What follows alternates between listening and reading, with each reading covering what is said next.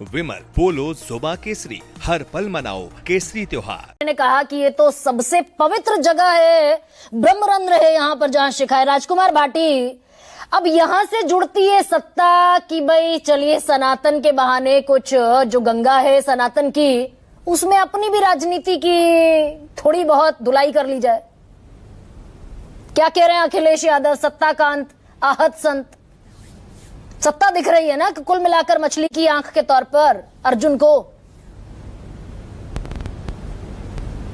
नहीं, राजनीतिक व्यक्ति को तो खास तौर से विपक्ष को जहां भी अन्याय हो, जहां भी किसी का अनादर हो, जहां भी किसी के साथ दुर्व्यवहार हो, वहां बोलना चाहिए।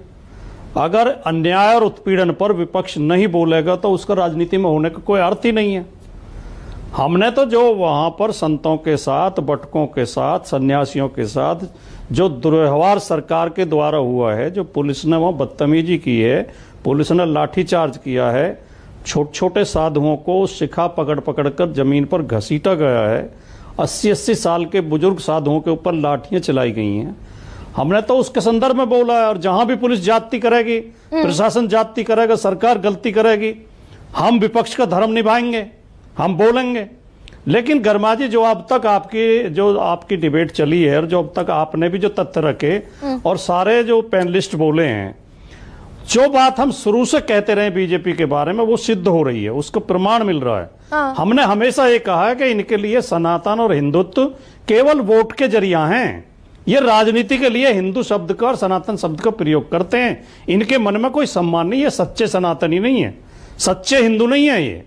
तो ये सिद्ध हो रहा है। अगर देखिए, सनातन का सबसे बड़ा पद क्या है? शंकराचार्य। तो अगर सबसे बड़े पदवी पर बैठा व्यक्ति भी इनसे सवाल पूछेगा तो ये उसे भी अपमानित कर देंगे अपने राजनीति के लिए। इनके लिए राजनीति बड़ी है। एक तरफ तो कथावाचकों को गार्ड ऑफ ऑनर दिए जा रहे हैं, राजकीय सम्मान दिया जा रहा है। कथावाचक क्या होते हैं? कथावाचक कोई धार्मिक पदवी नहीं होती, ये प्रोफेशनल होते हैं, पैसे लेके कथा कहते हैं। ये आर्टिस्ट होते हैं, कलाकार होते हैं। जिस तरह से नृत्य करते हैं लोग, कविता सुनाते हैं, गीत सुनाते हैं, उसी तरह एक कथा सुनाते हैं पैसे लेके। तो अगर इनके पक्ष में बोल रहे हैं तो कथावाचकों को गार्ड ऑफ ऑनर दिया जा रहा है, राजकीय सम्मान दिया जा रहा है, प्राइवेट जेट उपलब्ध कराए जा रहे हैं उन्हें चलने के लिए, उन्हें 5 स्टार होटल में रुकने की व्यवस्था की जा रही है।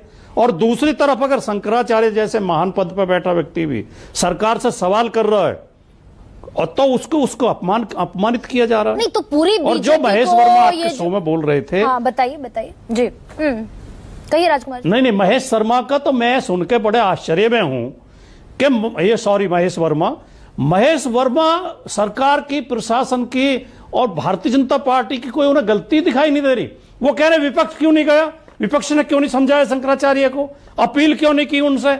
इससे ज्यादा मतलब क्या कहें, पाखंडवादी बात कोई हो सकती है? नहीं, लेकिन आप तो गलती कर रहे हैं, आप तो उन्हें अपमानित कर रहे हैं। पूरी बीजेपी को लपेट देंगे राजकुमार भाटी, ये भी नाइंसाफी कर रहे हैं ना बीजेपी के साथ। भाई केशव प्रसाद मौर्य पिछले 5 दिन से कह रहे हैं कि आदि गुरु हैं, जगत गुरु हैं, शंकराचार्य हैं, राजनीतिक व्यक्ति नहीं है, सम्मान है, पूज्य पाद है।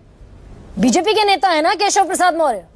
गर्मा जी, जो केशव प्रसाद मौर्य बोले हैं और जो अमित शाह जी बोले हैं, इस समीकरण को आप अच्छी तरह समझ रही होंगी, मुझे पूरा विश्वास है, क्योंकि आप बहुत विद्वान पत्रकार हैं और बहुत जानकारी रखती हैं।